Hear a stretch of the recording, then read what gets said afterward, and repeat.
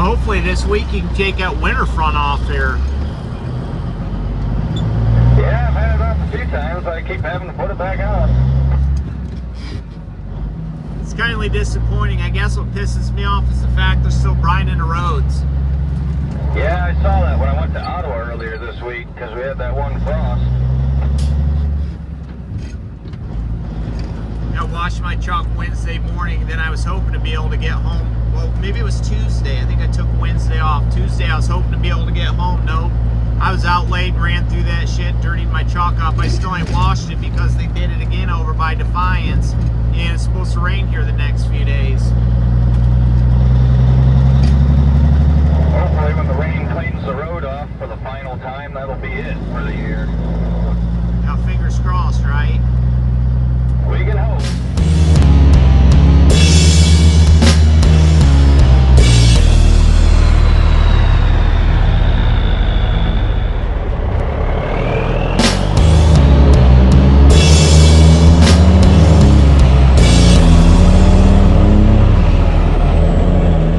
You know what time it is? We doing it.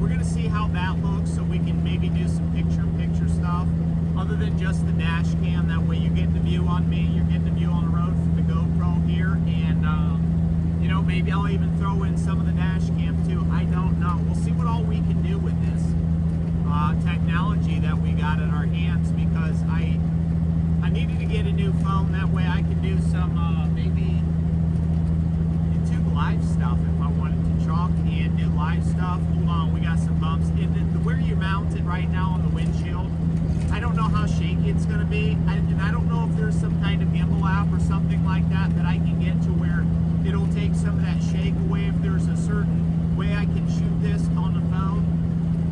If anybody knows how to take some of that shake out, get a hold of me and let me know, because that'd be fantastic. So that way I've got that capability and stuff like that, and I know what to do. That way you're not too formally, you know, when it comes to doing the videos. Hopefully you can hear me all right too, because I know that's going to be a thing. I got a buzz somewhere over in that region, and I'm not sure where it's coming from, but it's what it is. You know, obviously we're rolling down the road right now about 60 miles per hour, so we are getting ready to stop here at the stop sign, and we'll take off and we'll see how it goes. We're about to the ramp here. We're probably about 10 minutes out, if that. I don't know. So we'll run this until we get over there, and then we'll cut you out once we get in our spot, once we figure out what we're doing. So we got to hustle back to Napoleon, then I got 2 Finleys to do, then I'm done. And you'll want to stay tuned this week. I plan on doing some live stuff, going live, because I am getting ready to take a trip. Hopefully everything works out. I'll know on the 4th, which is Monday, if everything's going to work out, and if so, then I'm going on a trip, and it's going to be fantastic. Good time should be. So hopefully, let's keep our fingers crossed, everything goes as it's supposed to, and we can do what we want to do, because me and another guy got some things he's been setting up for months. He's been asking me for months if I wanted to do something with him, and I was like, man, I don't know. It's getting ready to be mushroom season, so I was skeptical about that. I don't want to miss any morel mushroom hunting, but at the same time, I thought this is a once-in-a-lifetime opportunity. There's going to be mushrooms more every year, and I guarantee when I get back. Last year, I found my big, you know, clean out and my big haul of grays on April 14th, I believe, and then maybe it was the 15th, and then the next week on the 20th I went back, and or the 19th, 17th I went back because it snowed on the 20th. So I got the rest of the grays that were, you know, for the season that I had missed, because I'd missed some small ones, because those things, man, they were like the size of my pinky. So, you know, it's one of those things where it's going to be early enough in the season where I'm not going to miss everything, and it's probably just going to be right at the beginning. But the way the weather's been this year, it's been kind of odd and different, so I guess it's one of those things that, yeah, I got this thing going right here too. So it's one of those things to where I guess we'll see what happens, and hopefully I don't miss too much. But even if I do, I guarantee I'm going to be able to find enough for me and the wife to enjoy. Not to mention, I've got a couple things going around the house where I started a mulch pile, and I dump all my slough from when I would soak them, because you get them and then you soak them and then you clean them and then you split them and eat them. So every time I soak them in water, because I soak the stuff in water, you know, I'll go and dump that water and that stuff at the same time. So if there's any spores, they can be, you know, I don't know what the word I'm looking for right here. I got lost for words, but they can be distributed in a certain area, and I keep dumping in the same spot every time, hoping that, you know, this mulch pile I got, they'll grow up on that, because they like dead rotting wood and certain types and stuff, which I need to get maybe some better mulch pile versus, I just got the bags of stuff from Menards, and unfortunately it was old like 2x4s and pine. So I'm not sure if they'll grow up on that or not, but if they do, that'd be sweet if I could just go out in the yard and pick them. But there's a nice mossy area around there too, and they like moss, so we'll see what happens. But yeah, excited about some stuff this week, so you're definitely going to want to stay tuned, because like I said, I'll try to do some live stuff now. Whether I'll have Wi-Fi connectability and be able to slap videos together while I'm there, maybe the following week. But like if I do go live, you'll know what's going on. But I mean, I'll do some shoots to where I'm going and stuff like that on the way, and I'll be riding solo. Wife's not coming with me. She's got prior obligations she's had scheduled before, so it's just going to be me. So should be an interesting time, and yeah, I'll probably take my roller skates with me and see if there's a place around there to hit up, just because, you know, just because that's what I like to do, and go meet some new people, because, you know, we like meeting new people. Which met this gal at the truck stop today, Jade. Don't know if I talked about this yet or not, but was in there getting some fuel, because I only needed like 40-50 gallons for today, because, you know, tomorrow starts a new week, and I don't want to go over on my fuel surcharge, because the last couple weeks I have been making money on the fuel surcharge, so that is fantastic. So, you know, I'm in there, and I always press no def, but for some reason the thing didn't want to continue at the end after I got my diesel fuel, and it said def. And I said, shit. So there's a gal out there, Jane. She is getting the garbage can from all the garbage cans that's out in the lot, and then coming up through the pumps. And I said, hey, blah blah blah, how do you turn this off? You know, because I didn't want to pull the pump out, run 2 cents of def on the ground, and then hang it back up and say it's what it is, you know. And I've gone inside and canceled it before, but she just mic'd to somebody, and I pulled forward, and she's like, can I take a picture of the truck? I said, I'll give you a picture. I got pictures. So I gave her a picture, and then, you know, I said, come over here, let's take a picture in front of the truck. So obviously I took a picture in front of the truck, and you know, just talked to her a little bit and said, check it out, YouTube channel, this and that. And also, while I was filling up the pump, there was a guy over there, I think he had a load 1 trailer, I believe. I can't exactly remember, but he says, I bet you get a lot of exposure and stuff with that truck, you know. And I'm like, yeah, I do. And he said, I just told my buddy, look this name up, blah blah blah. And he did. He said, what am I looking at, a green truck? He said, yep, I'm looking at a green truck too. So hopefully we got a couple new subscribers there to the channel, and just trying to get out and get as many subs as I can for the channel. So anytime you're out, you talk about something, if you like something, spread the word so I can get up. I'm trying to get up to 5-10K subs, you know what I mean? It's one of them things where over time you just build your channel. We just passed a year's doing YouTube, probably in last month, because it's the 2nd of April. So March is when I started the channel last year. So we just passed a year's time. My goal was to see if I could get 1,000 subs. We're at 3,000 and some change subs, 3,030, something like that. So that's extremely well. You know, I would have liked to gotten more, but it's what it is. I know this stuff takes time. It just doesn't, you know, happen overnight unless you go viral, or you get somebody that's been doing it for a long time that has a bunch of subs and they just kind of pass the torch to you and put you on, you know what I mean? Which I've had a couple people do that for me and I appreciate it. Not for hire. Square Body did that for me at the beginning before I had 1,000 subs. Trucker Style Sean's gave me some shout outs. Peterbilt Mike gave me a shout out one time. Me and James Pretty, we're always talking about each other, so you know, we're always trying to build each other up and shout each other's channels out, and got shirts that we wear and stuff like that, and I got his hoodie. So, you know, it's just one of them things that you try to build people up when you can, and we're just pulling into the ramp here. So once we figure out where we're going, I'll cut you out and we'll be done for today. Unless I do something else and, you know, come back, see somebody else out or whatever, you know, you never know what's going to happen. So yeah, we're just trying to continue to build this channel up. Somebody's hollering at me over the CB. Is that you and your new chalk? Yeah. How's that thing? That's way better than that Volvo. Well, I'm not going to knock on Volvos, but decent. I mean, they're decent chalks. It just depends what happens with them. Every chalk's different, you know what I mean? Yeah, but that one's 22 years old, right? Well, this one's 32, and that green truck is, or the blue truck's 39, so. Well, yeah. I think it's the one got taken care of. That's true. Be careful. You running all day or what? Yeah, I'm going down to Monroe. It's Russell. Right on. I'll probably see you in here later then. Yeah, you know, be safe. Yeah. You know, it's me. I'm coming from a mile away. But yeah, the gal was like, can I take a picture of your chalk? And I said, no, come over. I gave her a picture, and then we took a picture together. So she was a sweetheart, and always liked that stuff. So I mean, I guess it's odd because we're dropping in 78. Woo! We're in first gear, picking up in 54. Nice. I guess what's odd to me is I've got both trucks posted. You know, Betty White sold. That video was doing it. We haven't got it. It's still at the house. Haven't got paid for, which ain't gonna be any time. He gave me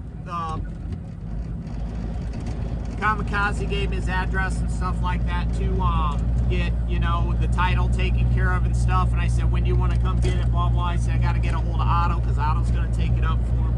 And the other two trucks, I get comments on like, what's up with the price? Their price too high. That truck's not worth. One guy actually said that truck's not worth $15,000. Now he's talking about Frankenstein, okay?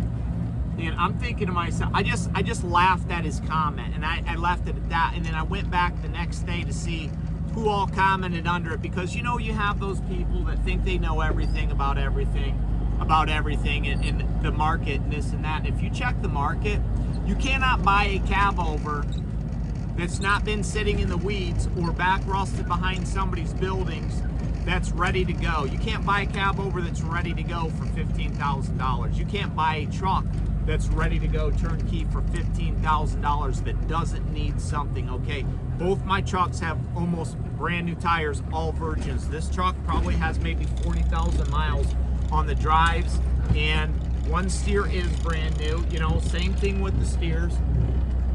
Michelin X-Line steers, and then it's got the Roadmaster drives, and then it's got one Michelin drive on it because there was a hole, or there was a nail that I picked up and they didn't want to patch at the shop when I had it in for DOT, so I just said throw a new tire on it, blah blah blah. That's what they had in stock, so they gave me that. Okay, the blue truck has got brand new 22,000 miles on BF Goodrich virgins. You can't find a truck for under $20,000 that's got brand new virgins on it, let alone that's had a ton of work done to it, okay? Air ride suspension, all new brakes, all new airbags, all new lines, slack adjusters, you name it. The green truck had kingpins. It's got all this stuff done in the front. I can go in this just in the interior and point out things and probably add up $2,000 just from stuff. Not to mention, we've got a new old stock, obsolete shifter housing on the back of this truck, okay? We've got new Cablecraft cables. We've got this is all hooked up right here in this region for the shifter and stuff like that. You can't get that stuff. I mean, yeah, you can still get the cables from Kenworth. You can get a rebuild bushing kit, but you can't get that shifter housing brand new like I did. Okay, this thing has got a ton of stuff done to it. So when somebody says 15,000, I'm thinking to myself, hell, the Cat engine's worth $9,000. You know, you can't get a Cat engine for under $9,000 that's been rebuilt, or just a takeout. You can find them for about that. But a rebuilt Cat engine, go ahead and Google that and let me know what the price of that is. Especially, you know, this may only be a 350, but this was what I was told when I bought this truck from the guy I bought it from. Was this was rebuilt in-house by Barry Van Lines when they had it at 1,000,000 miles. This has 352,230 reading on the tach. So if that's the case, that means there is 352,230 on a rebuilt engine. Is that true? Is that to say, do I have paperwork? No, because if it's something that's done in-house by a company, then that's what it is. He said he knew the mechanics, he had bought trucks from them before, so he trusts their word. Now, if somebody says that, I know it's 2022 and people's words are hard to trust, but I'm old school. I was born in the 80s. When someone gave you their word, it meant something. So usually I try not to tell you something if I'm not really gonna do it, you know what I'm saying? So that's why I always say, if I say something, 90% of the time, I'm probably going to do it. So it's one of those situations that just happens, and we're just going to be able to make a big circle here and back straight in to the spot we need to go to, even though we have got our tandem slid all the way back, because this load from Campbell's only weighed 19,000 and some change, so it was super light. So I didn't bother sliding the tandems, because I just figured it is what it is, and we gonna do it, because you know what time it is when we doing it. Can we get it straight? I don't know. But, oh wow, we are about 3 spots off. That's all right, because we are going to crank this thing. And we'll back up as many times as we want to, because it's a Saturday. Nobody's here. And we do what we want. Last week I had a container. It was Sunday morning, and for some odd reason I could not get one of the pins on the back of the chassis. They got these locking pins that go in, and we might be good. You know what? We might need one pull up, and we might be good. There's these pins that set down. There's these bars like this, and you take and you spin them, and they lock into the back of the chassis because it's an opening where they drop into. Well, one must have gotten broke off in there somehow, and let's see, what do we want to do here? We got options. And there was one stuck behind the other one, and if I pull up to a chassis sometime, I'll show you. If not, don't matter. But anyways, there was one stuck up in there, and the other one you couldn't turn it to get it free. Now, I had a crane come and lift up because I thought it was just pinched on there, so it wouldn't do it. Called up the gal, Bethany. I said, hey, can you have crane Blase Splat come down and pull this off for me, or lift it up so I can try and turn it? He come down, lifted it up. I couldn't get it. I just told him there was something, you know, it was stuck somehow, and I was going to get some tools and beat the hell out of it, basically, which is what I did. And, you know, I beat the hell out of it and stuff. Didn't go, and then I went and got a light because I called her again. Then I realized that there was something else stuck behind it. So that one was stuck behind it. You couldn't get it. So she's like, I'll have my manager come down, take a look at it. I said, okay, cool, because there's really nothing I can do. So I go to leave. She comes back, and I come back later. I see the manager pull down here because there's an empty box that they use for storage. So I pull over and I talked to him. I said, hey, do you know about that? He said, yeah. She said it was you, because he says, I'll go down and get it. And then once she said, well, I dropped it. He's like, yeah, if he can't get it, I'm probably not going to be able to get it, but I'll go check it out. And then he come down, he got it. He said, nope, I couldn't get it. That just made me feel good. Like, you know what I'm saying? They respect me and the things that I do, because they know that I'm going to do the best thing I can for them to make sure things go smoothly when I'm here in the ramp. So that's always nice to I felt appreciated, you know what I'm saying? Almost like they appreciated, like if I come in, they know I'm going to do what the right thing for the whole system to go down, because this is a system and everybody has to work together. And if you don't work together, you know, and you unify as a unity, then you could have problems, and nobody wants problems. So I guess for today's video and the message for today, because we always try to do positive things and give positive vibes out in our videos when we're uploading, let's be a unity and work together if we can, if there's a situation going on. So things run smooth. Wouldn't the world be a lot smoother if everybody just worked together? I guess so. Until the next time, you know what we say. Hope y'all enjoyed. We will see ya.